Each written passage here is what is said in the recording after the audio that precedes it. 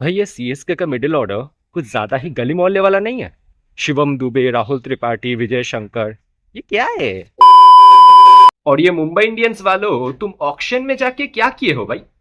Death over का bowler आपके पास बुमराह है, जिनसे आप हर बार डेथ में 3 ओवर्स करवाते हैं। बट अगर मैं बैट्समैन हूं, मैं बुमराह के ओवर में 8 रन तो ले लूंगा, बट उसके बाद वाले ओवर में मैं 14, 12, 16 लेके काम बराबर कर सकता हूं।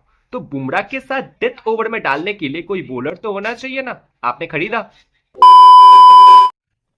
Hello everyone and welcome to Gyani speaks YouTube channel, where no individual is bigger than the game itself.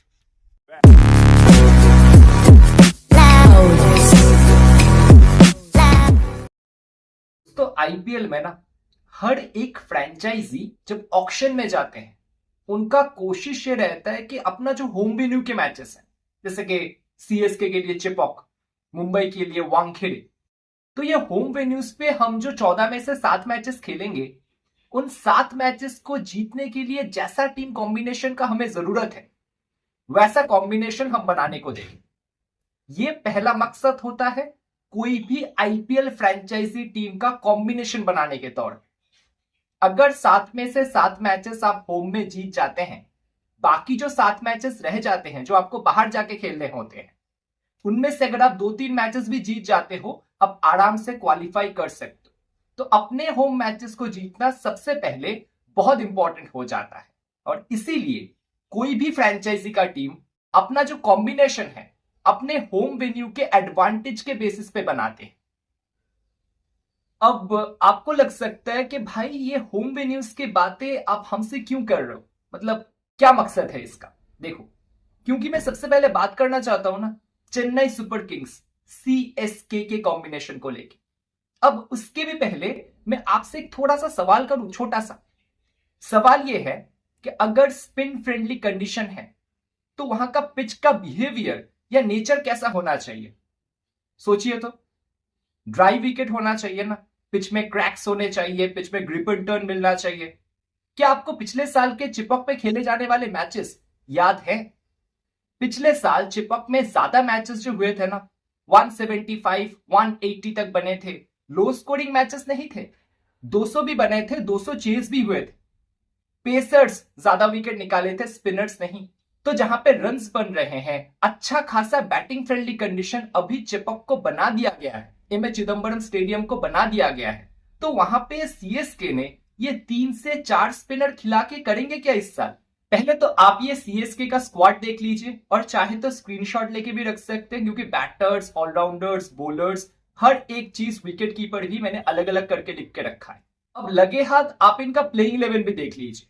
ये इनका पॉसिबल प्लेइंग 11 है, जहां पे ऋतुराज गायकवाड़ के साथ रचिन रविंद्र ओपनिंग करेंगे। अब रचिन रविंद्र ना खेल के डेवॉन कॉनवे भी खेल सकते, दोनों में से कोई एक ही खेलना चाहिए, क्योंकि नंबर 3 पे राहुल त्रिपाठी ऑलमोस्ट फिक्स्ड है, नंबर 4 पे शिवम दुबे, 5 पे विजय शंकर या दीपक हुड्डा, नंबर 6 पे सैम करन, 7 पे जडेजा, 8 पे एमएसडी जो विकेट कीपर बैटर होंगे, 9 पे रवि अश्विन को इन्होंने खरीदा है, 10 पे नूर अहमद या फिर जेमी ओवर्टन, डिपेंड्स कि किस कंडीशन में वो खेल रहे हैं। ज्यादा स्पिन फ्रेंडली कंडीशन है तो नूर अहमद के साथ जाएंगे, नहीं तो जेमी ओवर्टन।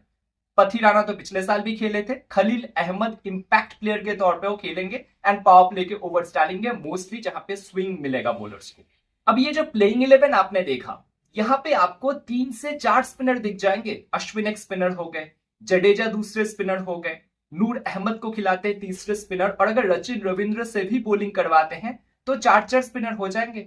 भाई आप चिपॉक में जब खेलेंगे, जहां पे पेसर्स पिछले साल ज्यादा विकेट्स निकाल के गए थे, कटर्स वाले बॉलर्स, मुस्तफिजुर रहमान को याद है जो सीएसके की तरफ से खेले थे पिछले साल, एक एक मैच में 2-2, 4-4 विकेट निकालते थे ज्यादातर, ठीक है। तो पिछले साल जब रन्स बन रहे थे, पेसर्स विकेट निकाल रहे थे, तो आप इस साल 3-3, 4-4 क्वालिटी स्पिनर्स भी कह लो खिला के आप करेंगे क्या? देखो, आई अंडरस्टैंड कि आप मिडिल ओवर्स को कंट्रोल करना चाहते हैं, वहां पे विकेट्स निकालना चाहते हैं, ओपोनेंट को वहां पे मारना चाहते हैं, बट शुरुआत में आपके लिए विकेट्स कौन निकालेगा? दीपक चहर तो अभी है नहीं। क्या आप खलील अहमद के साथ विद द न्यू बॉल इतना ज्यादा ट्रस्ट कर सकते हैं? Sam Curran with the new ball recently जो आईएल T20 खेले थे, वहां पे भी with the new ball wickets नहीं निकालते थे, आइदर मिडिल ओवर्स में या डेथ में जाके दुबई में उनको विकेट्स मिलता था। तो पिछले साल का दिक्कत अभी भी आपके साथ एग्जिस्ट कर रहा है। पिछले साल भी आपको with the new ball wickets निकालने वाले कोई बॉलर नहीं थे आपके पास, इस साल भी वही मसला है।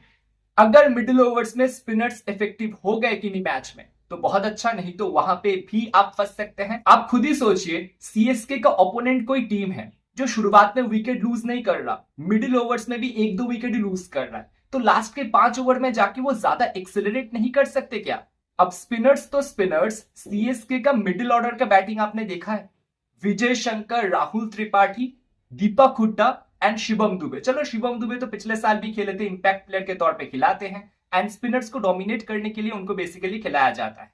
बट बाकी जो बैटर्स हैं, क्या मिडिल ऑर्डर में आप इनको बहुत ज्यादा ट्रस्ट कर सकते हैं? अगर नहीं कर सकते तो घूम फिर के बाद किन पे आना है? Ravindra Jadeja, Sam Curran and Mahendra Singh Dhoni lower down the order. तो सब कुछ मिला के ऋतुराज गायकवाड़ द कैप्टन के लिए बहुत ज्यादा काम होने वाला है, क्योंकि मिडिल ऑर्डर मुझे बहुत ज्यादा भरोसा नहीं दे रहा। और चिपॉक में आप जितने सारे मैचेस खेलेंगे, 7 मैचेस तो खेलेंगे ना होम में, वहां पे आपका क्या स्ट्रेटेजी रहेगा ये मुझे देखने का बहुत दिलचस्पी है। अब बात करते हैं थोड़ा सा ज्यादा सही डिसीजन लेने वाले मुंबई इंडियंस को लेके। अब मुंबई इंडियंस भी एक गलती तो पिछले साल से रिपीट कर रहा है कि जसप्रीत बुमराह के साथ डेथ ओवर्स में बॉलिंग करने के लिए इनके पास कोई बॉलर नहीं है। सबसे पहले तो आप इनका स्क्वाड देख लीजिए, ये इनका स्क्वाड है। आप चाहे तो स्क्रीनशॉट लेके भी रख सकते हैं। Batters, wicket keepers, allrounders and bowlers मैंने अलग अलग करके रखे हैं। अब ये है इनका पॉसिबल प्लेइंग 11 इस साल का, जहां पे टॉप ऑर्डर में रोहित शर्मा के साथ विल जैक्स या रैन रिकल्टन, कोई भी ओपनिंग कर सकता है। रैन रिकल्टन अगर खेले, ये विकेट कीपिंग ड्यूटीज भी संभाल सकते हैं, क्योंकि ईशान किशन इस साल नहीं है। नंबर 3 पे पिछले साल का तुरुप का नमन धीर को ये खिला सकते हैं। बहुत ही aggressive attacking player, almost like Surya Kumar Yadav. अब टॉकिंग अबाउट सूर्य कुमार यादव, जो नंबर 4 पे आ जाएंगे। 5 पे तिलक वर्मा आएंगे। 6 पे विवन जेकब्स या आर मिन्स को ये खिला सकते हैं। आर मिन्स, रॉबिन मिन्स इनका पूरा नाम है। डोमेस्टिक में एक लेफ्ट हैंड बैटर है पहली बात तो, और डोमेस्टिक में ना बहुत अच्छे अटैकिंग शॉट्स खेलते हैं। नंबर 5-6 पे आके ध्यान दीजिएगा इनके ऊपर अगर खेलते हैं तो। नंबर 7 पे हार्दिक पांड्या टीम के कैप्टन, बट पहले मैच के लिए इनके ऊपर सस्पेंशन है। तो फर्स्ट मैच इस साल का मुंबई इंडियंस जब खेलेगा, रोहित शर्मा कैप्टनशिप करने चाहिए। हार्दिक पांड्या अवेलेबल नहीं होंगे, ध्यान दीजिएगा। तो हार्दिक पांड्या की जगह राज अंगद बावा, जो अंडर 19 के प्लेयर है ना, राइट मीडियम प्लस थोड़ा बहुत बैटिंग भी कर सकते हैं, इनके ऊपर भी ये फोकस कर सकते हैं, इनको खिला सकते हैं। नंबर 8 पे मिचेल सैंटनर आएंगे। फिर नंबर 9 पे दीपक चहर, 10 पे ट्रेंट बोल्ट, 11 पे करण शर्मा एंड 12वें नंबर पे इंपैक्ट प्लेयर के तौर पे इस साल सुनाई ये दे रहा है कि अर्जुन तेंदुलकर को ये ट्राई करने वाले हैं इंपैक्ट प्लेयर के तौर पे। मतलब मुंबई इंडियंस जब बॉलिंग करेंगे तब अर्जुन तेंदुलकर को विद द न्यू बॉल या फिर डेथ में, मुझे नहीं पता, वो तो देखने के बाद ही पता चलेगा, इनको ये यूज करना चाहते हैं इस बार। अब शुरुआत में ही ना ये ओपोनेंट टीम का कमर तोड़ सकते हैं, स्पेशली जब ये वानखेड़े में मैचेस खेल रहे हैं, जहां पे with the new ball under light seam and swing movement होता है। वहां पे Deepak Chahar with the new ball, Trent Boult with the new ball शुरुआत में ही 2-3-4 विकेट लेके ना ओपोनेंट का बिल्कुल काम खराब कर सकते हैं। यही दोनों बॉलर अगर पावर प्ले में 3-3 ओवर डाल गए तो फिर मिडिल ओवर्स में सैंटनर एंड करण शर्मा के लिए बहुत ज्यादा काम मुश्किल नहीं होएगा। सैंटनर जैसे कि आपको पता ही है, मिडिल ओवर्स में सिंगल्स डबल्स नहीं देते, बहुत ज्यादा इकोनॉमिकल बॉलिंग करते हैं। उनका फायदा मिलेगा करण शर्मा को। करण शर्मा फिर एक विकेट टेकर के तौर पे आपको उभरते हुए दिख सकते हैं इस साल। बट मामला फंसेगा डेथ ओवर में जाके। चलो हार्दिक सेकंड मैच से आ जाएगा, बट जसप्रीत बुमराह शुरुआत के कुछ मैचेस में अवेलेबल नहीं होंगे। वहां पे मुंबई इंडियंस कैसे रिकवर करेंगे? डेथ ओवर्स के आप Trent Boult and Deepak Chahar के साथ जाना चाहेंगे, क्योंकि ट्रेंट बोल्ट डेथ ओवर्स में आके बहुत ज्यादा कुट खाते हैं, इवन दीपक चहर भी। आपको याद होगा दीपक चहर जब सीएसके के लिए खेलते थे, एमएसडी क्या करते थे, उनके ओवर्स ना 15वें या 16वें ओवर तक खत्म कर देते थे। पावर प्ले में 3 ओवर, मिडिल ओवर्स में 1 ओवर करके काम खत्म। तो देखना यह दिलचस्प होगा कि अभी जो कैप्टन है रोहित शर्मा फर्स्ट मैच के लिए एंड सेकेंड मैच से हार्दिक पांड्या जब कैप्टनशिप करेंगे ना, और जसप्रीत बुमराह अवेलेबल नहीं होंगे शुरुआत के 4-5 मैचेस में, तब ये डेथ ओवर का बॉलिंग किन से करवाएंगे, किन के ऊपर भरोसा दिखाएंगे और मैच कैसे लेके जाएंगे।